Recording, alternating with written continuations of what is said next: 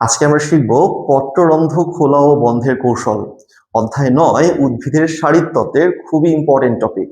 এবং এই 5-6 মিনিট ক্লাসের পরে তুমি এটা বোর্ডের পরীক্ষার খাতায় লিখে আসতে পারবে।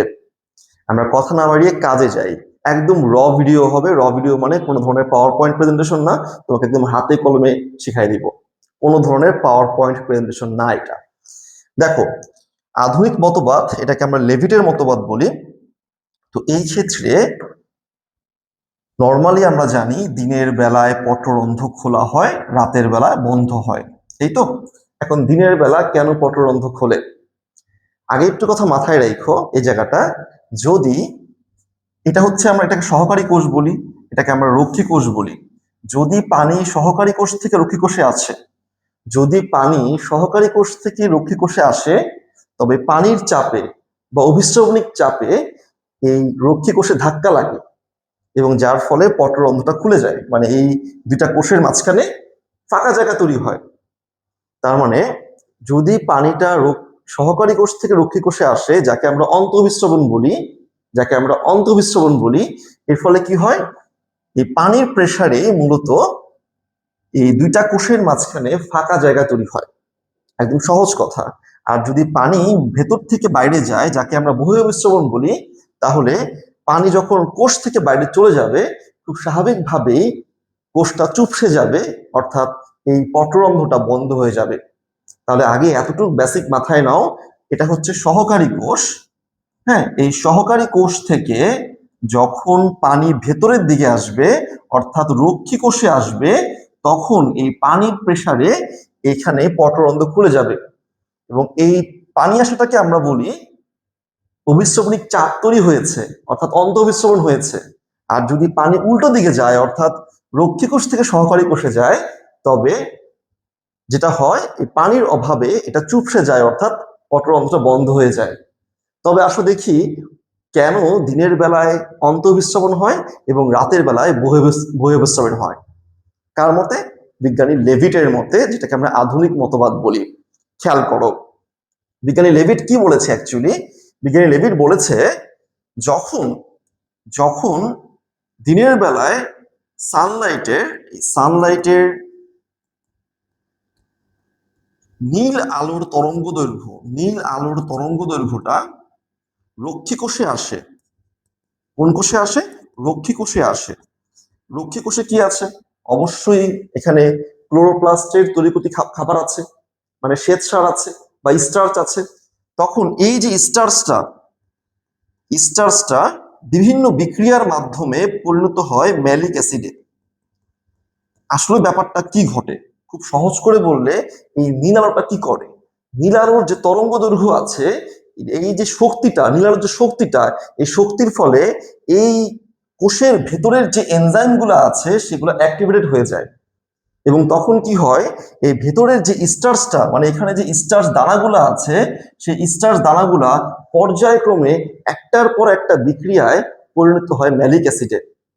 আমি যদি একটু তোমাকে দেখাই, তাহলে ব্যাপারটা এরকম ভাবে হয়। যদি একটু বলি এখানে, যেমন ধরো এটাকে আমি একটু ছোট করে এক জায়গায় নেই, তাহলে তোমাকে বুঝাতে পারবো। এই জিনিসটা আমরা একটু ছোট করে নেই, তাহলে তোমার জন্য লেখার জায়গা থাকবে আমাদের। ওকে, ধরো যেটা হয় দিনের বেলায়, এই নীল আলোর প্রভাবে স্টার্চটা প্রথমে পরিণত হয় ফসফোনাল পাইরুভিক অ্যাসিডে। এরপর এই ফসফোনাল pyruvic acid carbon die oxide বা বাইকার্বনের সাথে যুক্ত হয়। এরপরে এটা এই যৌগটা পরিণত হয় অক্সালোঅ্যাসিটিক অ্যাসিড এবং পরবর্তীতে ম্যালিক অ্যাসিড। সো তুমি যদি এত কিছু লিখতে না পারো, তোমার যদি এত কিছু লিখতে প্যারা লাগে, সোজা কথা, স্টার্চ সূর্যের নীল আলোর প্রভাবে সূর্যের নীল আলোর প্রভাবে বিভিন্নভাবে ভাগ হয়ে পরিণত হয় ম্যালিক অ্যাসিডে। অর্থাৎ তোমার এই ভেতরে ম্যালিক অ্যাসিড তৈরি হয়, রক্ষী কোষের ভেতরে ম্যালিক অ্যাসিড তৈরি হয়, starch convert into malic acid. এরপর কি হয় দেখো, এই ম্যালিক অ্যাসিডটা স্বাভাবিকভাবেই এই ম্যালিক অ্যাসিডটা রক্ষী কোষের ভেতরে ভেঙে যাবে। রক্ষী কোষের ভেতরে ভেঙে এটা প্রোটন আয়ন তৈরি করবে, অর্থাৎ এখানে প্রোটন তৈরি হবে। এখানে প্রোটন তৈরি হবে এবং এই প্রোটনগুলা যখন অনেক বেশি তৈরি হবে তখন এরা এই রক্ষী কোষ থেকে বাইরে চলে আসবে। আর প্রোটন যখন বাইরে চলে আসবে আয়ন ব্যালেন্সের জন্য পটাশিয়াম ভেতরে যাবে। অর্থাৎ প্রোটন বাইরে আসলো, পটাশিয়াম ভেতরে গেল। এই পটাশিয়াম এই ম্যালেট আয়নের সাথে বিক্রিয়া করে। বিক্রিয়া করে তৈরি করে পটাশিয়াম ম্যালেট। এই পটাশিয়াম ম্যালেট যখন তৈরি হয়, কোষের ভেতর যখন পটাশিয়াম ম্যালেট তৈরি হয়, পটাশিয়াম ম্যালেট কিভাবে তৈরি হলো?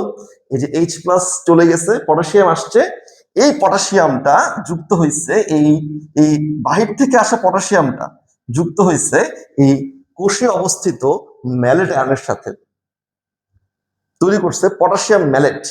এই পটাশিয়াম ম্যালেটটা মূলত কোষের পানিতে দ্রবণীয়।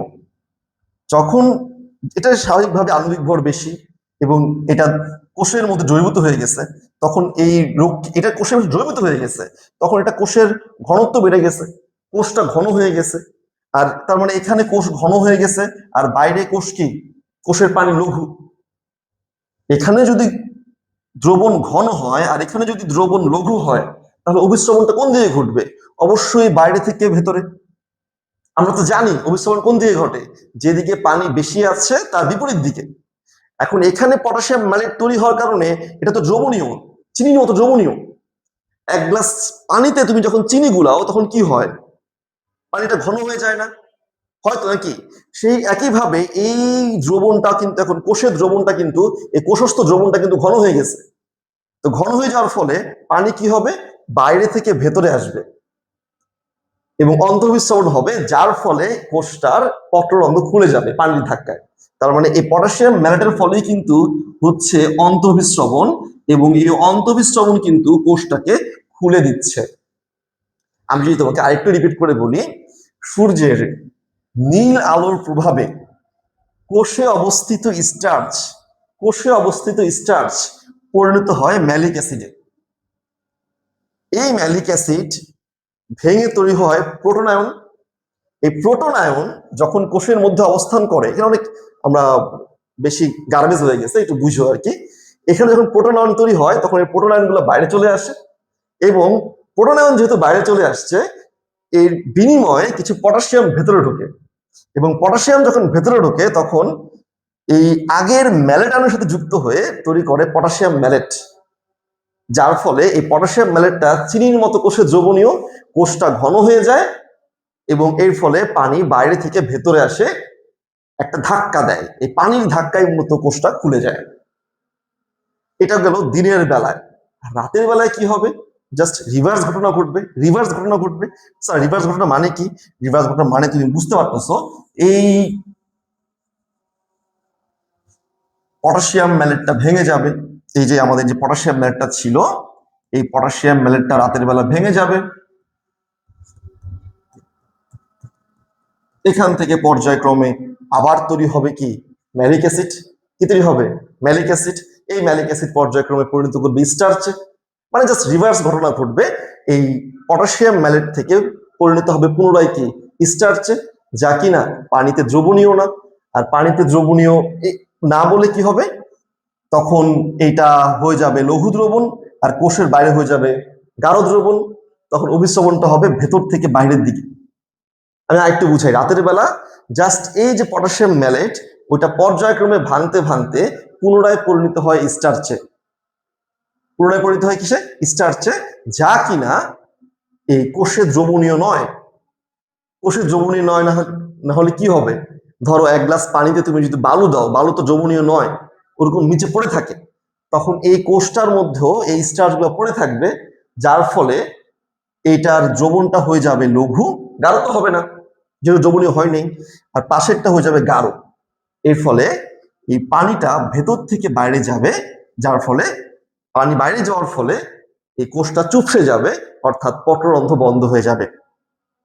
সো বহিঃবিস্রবণের ফলে পত্ররন্ধ্র বন্ধ হয়ে যায়, আর অন্তঃবিস্রবণের ফলে পত্ররন্ধ্র খুলে যায়। আশা করি তুমি ক্লাসটা বুঝতে পেরেছো। আমাদের এই ক্লাসটা বোঝার পরে তুমি বইটা একটু পড়ো, দেখবা সব ক্লিয়ার হয়ে যাবে। দেখা হবে এই অধ্যায়ের নেক্সট ভিডিওতে। আল্লাহ হাফেজ।